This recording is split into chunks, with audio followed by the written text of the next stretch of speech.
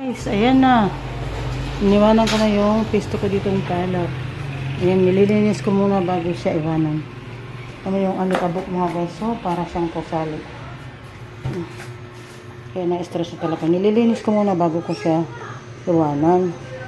Tapos, may 10 araw pa ako dito. Iwanan ko na, hindi ko natatapusin kasi tingnan mo naman itsura. Para siyang pinatubo. Sobrang alikabok talaga. Lumilipad yung alikabok.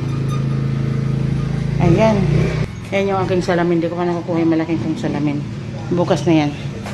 Kasi may iba na naman akong ganap. Uuwi ako ng Bacolod kasi pupuntahan ko yung aking mga apo. Thank you very much, Papa Jesus, at sa lahat. Nagiging maayos. Kahit paano, hindi ako nagkanda utang-utang dito. Hindi ako nalugi. Eksakto lang. Hello guys. Ayun yung dala ko. Ayun o. Yun yung friend ko dito. Ayan si Francis na mabait.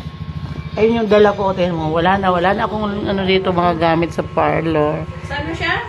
Ayan. Thank you Lord. Kulang ko lang 3 months. Saudi na. Dami nabubuang sa'yo sa Saudi. Wala ka lang inspirasyon. Gagawin ka na. Nako, diba?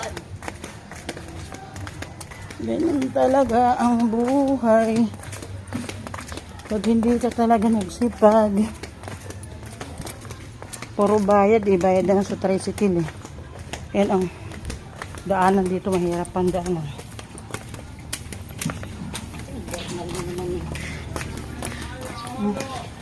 Siya ito yung kalsada. Hoy! Umalis ka sa dadaanan ko! Umalis ka na sa ano mo? Oo. Bakit? Masyado nang madumi. Madumi? Nagsira yung kalsada, 3 buwan na. Be, tulungan nyo na lang isang upuan na yun. Yun na lang isa. Nakita mo ba doon sa labas?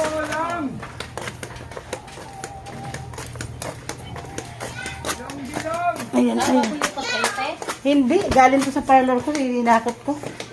Okay. Sabi ko pang parlor yan. Kasi nakaka-stress na doon. Bakit hindi ka na magpa-parlor? Sa bahay. Wala na ako intindihin tuloy dito. Ang dumi kasi doon dahil 3 buwan na yung kalsada. 3 buwan na sinisira, hindi pa inaayos. Sobrang alikabok. Pag ayos, sinisira mo. Oo, matagal gawin. Tapos ang tagal rin. Ayan.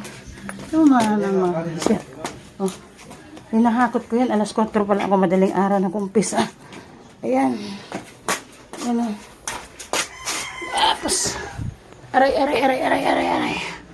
Okay. Ayan.